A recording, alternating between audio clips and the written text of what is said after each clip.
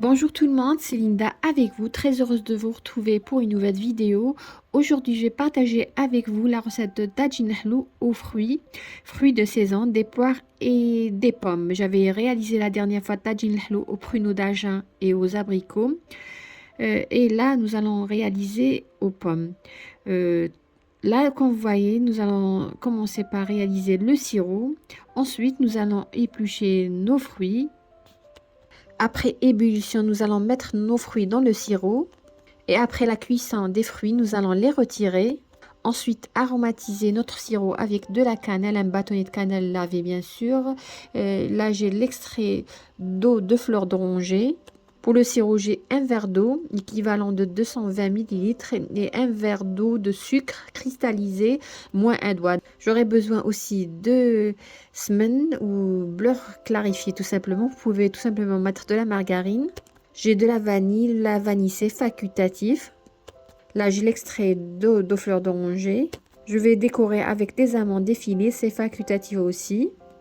Et là, comme vous voyez, j'ai des shbah safra que j'avais réalisé la dernière fois avec vous lors de Tajin Hlou. C'est tout simplement, c'est une recette constantinoise. La recette que je vous ai donnée, elle était constantinoise, mais comme je vous ai dit, suragée, on prépare ça dans un grand plateau sans donner une forme précise aux amandes, aux amandes. On avait mis du sucre, de la poudre d'amande ramassée avec les gens d'œufs. Ensuite, nous les avons fait frire. De toute façon, vous trouverez la recette au sein de la chaîne. Le shbah sofra que je vais ajouter tout à l'heure, c'est facultatif. Vous pouvez les ajouter tout simplement. Ajouter peut-être des amandes complètes, des amandes émondées, mais sinon, c'est facultatif. Là, nous allons commencer par réaliser le sirop. Là, dans une casserole, je vais mettre l'eau. On avait dit 220 ml d'eau. Je vais ajouter le sucre. Je vais bien mélanger et laisser à feu moyen jusqu'à ébullition. Là, comme vous voyez, j'ai les fruits que j'ai lavés épluchés. Je vais mettre les fruits dans le sirop à feu doux à moyen. Je vais couvrir et les laisser cuire jusqu'à la cuisson des fruits. Ensuite, je vais tout simplement les retirer. Juste un petit conseil, et si vous allez utiliser des pommes et des poires, je vous conseillerais d'utiliser des pommes ou poires petites. Pourquoi? La cuisson, elle est plus rapide et elles sont plus bonnes. Comme vous voyez, moi, je ne les ai pas coupées en quartiers, je les ai laissés tels qu'ils sont. Juste pour avoir un joli plat, mais sinon, vous pouvez les couper. Après 10 minutes de cuisson, mes poires et mes pommes, elles sont prêtes. Après les avoir enlevés, je vais mettre la cannelle, le bâtonnet de cannelle que j'ai lavé. Je vais ajouter une cuillère à café de beurre clarifié ou de la margarine. Pour les gens qui résident en Angleterre, je vais vous montrer le semen que j'utilise, c'est le semen Asil. L'origine, il vient, je crois, de Dubaï et il est très très bon et parfume, que ce soit vos plats sucrés ou salés.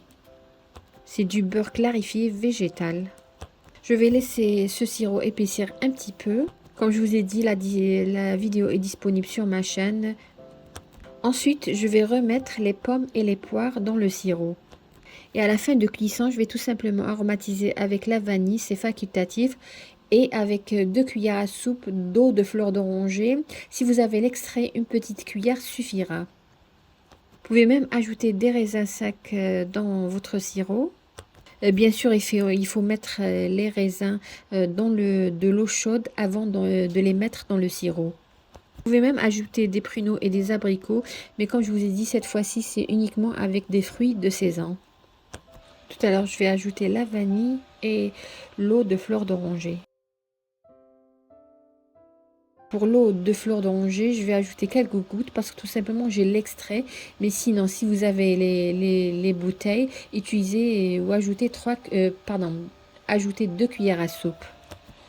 J'avais dit j'allais ajouter shbah sofra, non, je vais l'ajouter à la fin parce que tout simplement sinon elles vont perdre la forme et parce que shbah sofra est déjà cuit. Donc toujours on l'ajoute à la fin.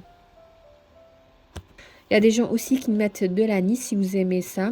Ça donne un très bon goût. Moi, personnellement, j'ai préféré garder la recette originale.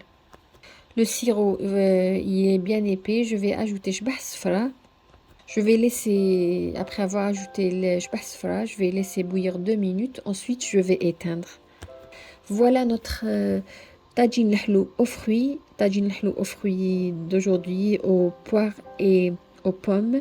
Comment il se présente? Comme je vous ai dit, un conseil, utilisez des pommes et des poires petites, pas grandes. Le goût, il est 1000 fois meilleur. Là, quand vous voyez un sirop bien épais, mais il ne faut pas que ce soit trop épais comme le miel. Contrôlez la cuisson. C'est à vous de, quand vous allez faire cuire le sirop, vous pouvez regarder et voir, comme je vous ai dit, c'est pas un sirop épais comme celui du miel. Moi, comme vous voyez, j'ai garni avec des amandes effilées, mais sinon, vous pouvez ajouter des amandes émondées et légèrement grillées. Légèrement vraiment, juste pour donner ce goût-là. Mais sinon, vous pouvez tout simplement ajouter des abricots, des pruneaux d'Agen ou tout simplement des fruits dans un sirop, c'est encore bon. Si vous aimez le sirop doré, une couleur dorée, vous pouvez tout simplement ajouter un petit peu de safran pour les gens qui aiment ça. Mais comme je vous ai dit, pour moi là, c'est parfait. La recette est très facile à réaliser. Pour changer de tagine lahlou au pruneau, pourquoi pas utiliser des fruits de saison.